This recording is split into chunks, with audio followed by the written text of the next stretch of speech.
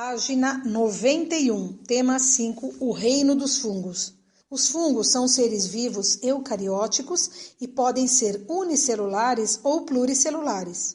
Entre os fungos unicelulares, podemos destacar as leveduras, que estão presentes nos fermentos biológicos. Diversos deles são pluricelulares, como os cogumelos, as orelhas de pau e os bolores.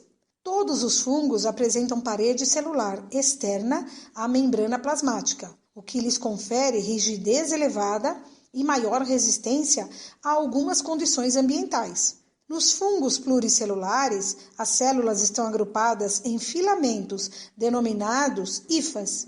O conjunto de hifas constitui o micélio. A parte visual dos fungos, como os cogumelos, representa uma porção do corpo desses seres vivos. As hifas microscópicas penetram a matéria orgânica, digerindo e absorvendo suas substâncias. Essas hifas podem ter apenas alguns milímetros ou chegar a quilômetros de extensão. A alimentação dos fungos. Os fungos são heterotróficos e desempenham um papel importante na decomposição e na reciclagem de nutrientes no ambiente. O micélio envolve o alimento e libera substâncias para digeri-lo. Depois de digerido, o alimento é absorvido pelas células do micélio. Nos fungos unicelulares, que não formam micélios, todo esse processo é realizado pela única célula do indivíduo. Então prestem atenção. O reino fungi ele é representado por organismos eucariontes, unicelulares ou pluricelulares, sendo encontrados nos mais diversos tipos de ambientes. Entre os fungos inclui-se os cogumelos, mofo, orelha de pau, líquens, entre outros organismos. Por algum tempo, os fungos foram classificados no reino vegetal, por possuírem características semelhantes às das plantas. No entanto, diferem fundamentalmente por não apresentarem clorofila ou qualquer outro pigmento fotossintetizante, portanto, são heterótrofos. Então, lembra o que é a clorofila? Clorofila é o pigmento que dá cor verde às plantas. Os fungos são basicamente compostos por um emaranhado de tubos ramificados e envolvidos por uma parede de quitina. Esse emaranhado é chamado de micélio e os tubos que o compõem são as hifas. As hifas são filamentos microscópicos onde está contido o material genético dos fungos. Página 92. A reprodução dos fungos. Entre os fungos unicelulares, a forma mais comum de reprodução é a assexuada. Nos fungos pluricelulares, a reprodução assexuada pode acontecer por meio da fragmentação do micélio. A maioria dos grupos de fungos apresenta a reprodução sexuada. Forma-se uma estrutura especializada chamada corpo de frutificação. O cogumelo, na qual ocorre a produção de células reprodutivas, são os esporos. Os cogumelos geralmente são temporários, porque se desintegram após a liberação dos esporos. Os esporos originam hifas que podem se fundir, produzindo um novo micélio. Então, observem nessa imagem aqui da reprodução de um fungo.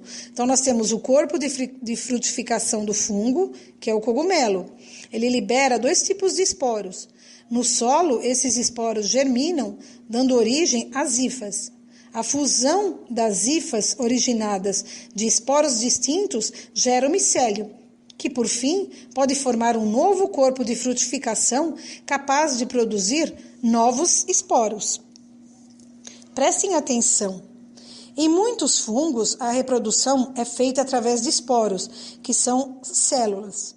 Os esporos liberados pelos fungos no ambiente, ao encontrar condições ideais, eles germinam e originam um novo micélio, completando o ciclo assexuado. Essa forma de reprodução recebe o nome de esporulação. Nos organismos mais complexos, apresenta a reprodução sexuada, uma estrutura especializada que é chamada de corpo de frutificação, com forma bem definida que caracteriza as diferentes espécies. Quando vemos um cogumelo ou um mofo nos alimentos, na verdade nós estamos vendo o talo. Entretanto, no interior do substrato onde se encontra, já há uma imensa rede de hifas enraizada. Então, nós só podemos observar, principalmente no mofo, né? E o substrato seria, no caso, um pedaço de pão, uma fatia de pão. Nós só podemos encontrar o que? Observar, na verdade, o talo. O modo de vida dos fungos. Os fungos são heterotróficos e se alimentam de diferentes maneiras, podendo ser classificados como predadores, parasitas, mutualísticos ou saprófagos. Predadores capturam com suas hifas pequenos animais para sua alimentação. Parasitas obtêm seu alimento de outros seres vivos nos quais se instalam, prejudicando-os. Esses fungos parasitam protozoários, plantas e animais, causando-lhes doenças. Geralmente não matam o hospedeiro, mas limitam o seu crescimento e sua reprodução. Certas doenças de plantas, como a ferrugem do café, são provocadas por fungos parasitas, quando se desenvolvem sobre a pele dos animais ou do ser humano. Provocam doenças chamadas micoses. Então, nós temos aí, nos parasitas, né, dentre essas espécies conhecidas, muitos afetam, como o texto diz, a vida humana. No ser humano, ele vai provocar micose e candidíase, né, que é um tipo de micose, entre outros, e nas plantas, doenças como mencionamos no livro, a ferrugem do café. Página 93. Mutualísticos interagem com outros seres vivos, sendo ambos beneficiados. Entre os fungos que estabelecem associações mutualísticas, existe o que se ligam às raízes de plantas, formando as chamadas micorrizas. Nesses casos, o fungo degrada alguma substância do solo que são facilmente absorvidas pela raiz da planta. O fungo também se beneficia, pois obtém da planta açúcares e outras substâncias de que necessita. Então, prestem atenção nessa parte das micorrizas, né? Quando associadas às raízes de certas plantas, esses fungos, eles obtêm nutrientes como carboidratos, por exemplo. E, em troca, né, por sua vez, as plantas absorvem melhor os sais minerais do solo, graças às hifas que envolvem suas raízes. E essa palavrinha micorriza é uma palavrinha derivada do grego. Então, micos significa fungo e rizos significa raiz. Continuando na 93, outro exemplo de mutualismo é o líquen, uma associação entre fungos e algas verdes ou entre fungos e cianobactérias. Ambos estão intimamente relacionados, obtendo benefícios. Enquanto as algas ou cianobactérias produzem por meio da fotossíntese substâncias utilizadas pelo fungo para se alimentar, os fungos fornecem um ambiente úmido e favorável ao desenvolvimento desses organismos. Alguns líquens são extremamente sensíveis a alterações ambientais, sendo utilizados como bioindicadores de poluição atmosférica. Então, prestem atenção. Os líquens, né, que são os fungos, principalmente do grupo dos ascomicetos, eles se associam com espécies de algas e formam os líquens. A associação é tão íntima entre eles que um não consegue mais viver separado do outro e que permite que habitem locais onde poucos organismos conseguiriam, como, por exemplo, rochas duras e também troncos de árvores. Nós temos aqui na página 93 duas imagens. A imagem A, que são os líquens no tronco de uma árvore, e a imagem B, detalhe de um líquen. Note a associação entre as algas unicelulares, que são as esferas verdes, e as hifas dos fungos, que são as estruturas brancas. Saprófagos alimentam-se decompondo seres mortos ou restos de seres vivos, realizando o papel de decompositores nas cadeias alimentares. A decomposição nos ecossistemas é fundamental, pois permite a reciclagem dos nutrientes e impede o acúmulo de partes mortas, cadáveres e resíduos orgânicos. A classificação dos fungos. São conhecidos aproximadamente 100 mil espécies de fungos. Entre elas, observa-se uma grande variedade de formas. Um dos critérios utilizados para essa classificação dos fungos são descritos a seguir. Chytridiomycetus. A maioria desses fungos é filamentosa, aquática e apresenta flagelos. Flagelo é uma espécie de cauda, em algum estágio do ciclo de vida. Uni- ou pluricelulares constituem o grupo mais antigo dos fungos, surgido há cerca de 400 milhões de anos. Zigomycetus. Muitos representantes são conhecidos como mofos. São responsáveis pelo apodrecimento de alguns alimentos, como os frutos. Outros podem causar doenças em plantas e animais, até mesmo nos seres humanos. Então, quando nós vemos ali, nós observamos uma fruta, uma laranja, uma mexerica, ou mesmo um pedaço de pão com aquele bolor, esses são do grupo dos zigomycetus. Basidiomycetus são fungos pluricelulares que formam corpos de frutificação em formato de chapéu, os cogumelos. Alguns são comestíveis, como o champignon, e outros são extremamente venenosos, como os do gênero Amanita. Ascomicetos. Muitos têm importância econômica, como as leveduras, que, por realizarem a fermentação... Então, o que é a fermentação? É um processo de obtenção de energia que utiliza açúcares. São utilizados na produção do pão, cerveja e vinho. Há espécies parasitas, como a Cândida albicans, causadora da candidíase, ou o sapinho. Então, para quem não sabe, o sapinho são várias aftas que se formam na boca e na língua, que deixam a pessoa com tanta dor, com tantas aftas na boca, que ela mal consegue engolir até mesmo a própria saliva. Nós temos aqui também, na página 93, duas imagens, né?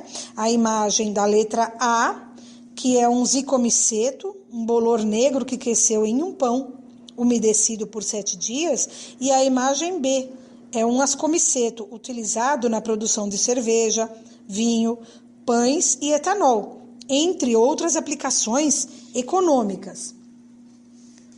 Página 94. Papéis dos fungos. Os fungos são extremamente importantes para o equilíbrio dos ecossistemas. Com certas bactérias, eles desempenham o papel de decompositores na cadeia alimentar, reciclando os nutrientes. Cerca de 200 tipos de cogumelos são utilizados na alimentação humana. Alguns, como Basidiomycetus, Agaricus campestris, conhecido como champignon, são amplamente cultivados.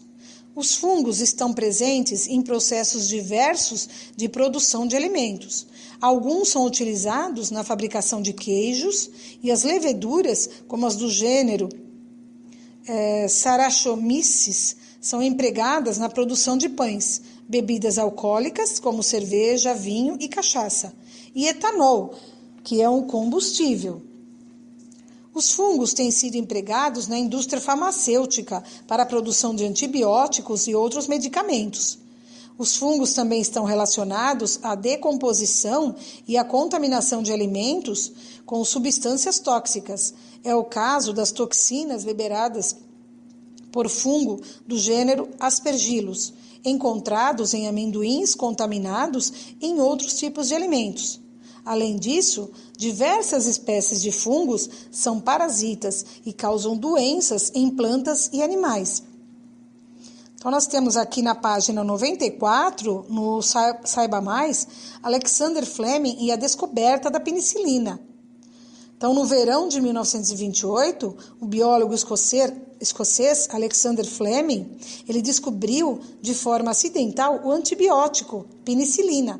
Ele estava estudando espécies de bactérias que infectavam as feridas dos soldados da Primeira Guerra Mundial, quando resolveu se dar férias, deixando as placas, são as placas de Petri, de cultivo dessas bactérias, sem a supervisão. Ao retornar, Fleming notou que suas culturas estavam contaminadas por fungos. Estava prestes a descartá-las quando percebeu que, ao redor do local onde o fungo se desenvolvera, não havia crescimento de bactérias, indicando que ele poderia produzir uma substância bactericida, ou seja, que destrói bactérias. Ao estudar as propriedades desse fungo, Fleming o identificou como pertencente ao gênero Penicillium e comprovou a ação bactericida da substância que ele produzia, dando-lhe o nome de penicilina. Atualmente, a penicilina é produzida sinteticamente e em larga escala como medicamento. Então, quando nós temos algum tipo de infecção, por exemplo, na garganta, no ouvido, então nós vamos ao médico e ele nos receita o quê? Geralmente, são antibióticos e a penicilina é um desses antibióticos receitados pelo médico para curar o quê? A infecção causada por bactérias, já que os antibióticos eles têm como matéria-prima justamente os fungos que destroem essas bactérias. O reino fungi é um grupo com ampla distribuição no planeta e ainda pouco conhecido, já que se estima que haja 1,5 milhão de espécies, das quais menos de 100 mil estão classificadas e devidamente estudadas. Os fungos são muito importantes no equilíbrio dos ecossistemas, pois participam da reciclagem da matéria orgânica, realizando a decomposição das mesmas. Portanto, eles ocupam o último nível trófico nas cadeias alimentares, atuando como decompositores. Faça um exercício de olho no tema da página 94.